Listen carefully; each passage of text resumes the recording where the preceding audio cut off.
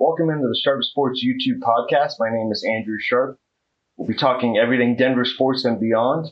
Please like and subscribe if you are a sports fan like me. Let's do this.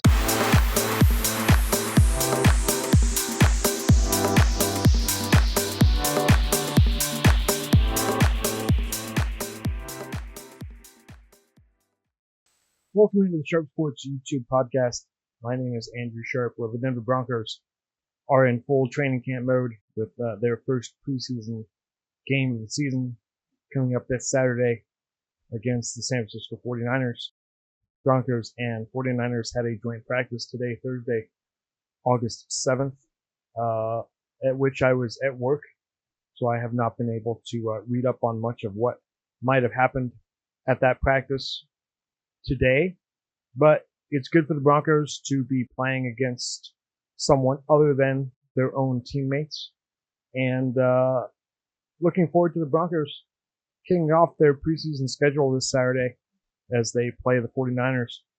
Again, NFL preseason has been diminished in the last few years, but it's a good chance to build some team reps, good chance for players who are on the bubble looking to join the team, and there's nothing, you can't really simulate a live game situation other than playing some preseason games.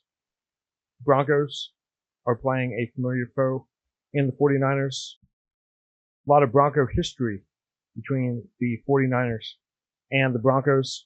Pretty interesting.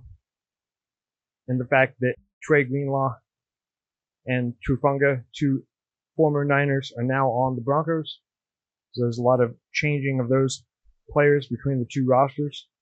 And of course, there's a shared history between the two clubs. Way back in Super Bowl 24, the Broncos were dismantled 55-10 in one of the largest Super Bowl blowouts against said 49ers. The Broncos, ironically, kind of went back and were first to win a Super Bowl in Santa Clara, Super Bowl 50, in the 49ers' new home arena. And of course, Mike Shanahan, whose son, Kyle Shanahan, is now the coach of the 49ers. Mike Shanahan was the offensive coordinator at one point in San Francisco, took a Raiders head coaching job, was fired by Al Davis, still held a grudge against Al Davis many years later, and of course Mike Shanahan went on to coach the Denver Broncos to choose 2 Super Bowl wins during his tenure as Broncos head coach. So there's a bit of for 2 teams that are not in the same conference, there's a surprising amount of history that goes between the two. One other one that I should mention is John Lynch, who is essentially the 49ers general manager, former Denver Bronco. And there was also some talk at one point that John Lynch might have become the general manager of the Denver Broncos instead of John Elway, had there been a bit of a different ownership situation with the Broncos at the time. So looking forward to this game on Saturday, and there'll be a lot to take from it. Most of the reports coming out of Broncos training camp is that the Broncos defense is currently dominating the Broncos offense. Frankly, I'm not surprised. The defense for the Denver Broncos is an exceptional unit.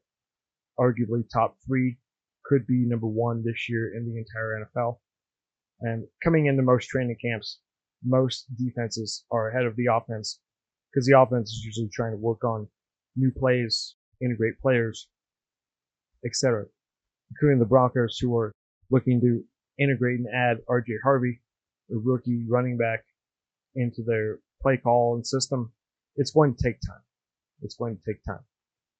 But from all reports as well is that Bo Nix has definitely leveled up. His own coach, Sean Payton, has been praising him all over the media to anyone who will listen. I'm okay with that. I'm happy that Bo Nix has the full backing of Sean Payton. I think it's great that they have a good relationship. But the only caution I would say to Sean is, let's not get too concerned about press clippings, predictions, and prognostication. Keep our head down. We went from keeping our head down all last year to now kind of talking some junk.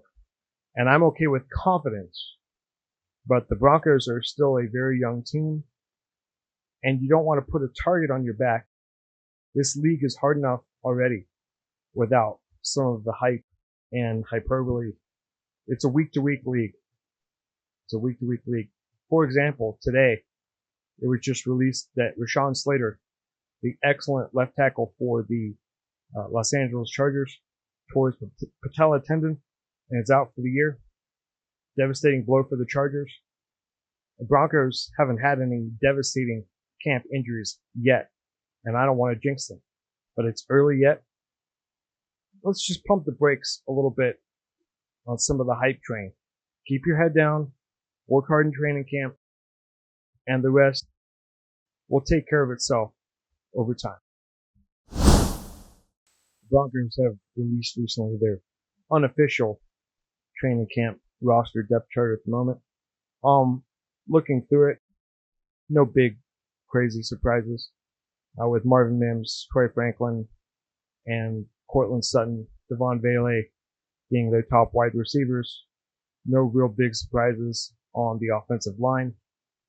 Only thing I would say is a little surprising is that they're going to go ahead and keep RJ Harvey at the bottom of the depth chart for now.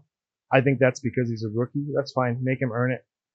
Currently it's J.K. Dobbins, Jaleel McLaughlin, Audric Esme, Tyler Bidet, and Blake Watson. Don't be surprised if RJ Harvey moves quickly up to number 2 or 3 on the depth chart by the end of the San Francisco game.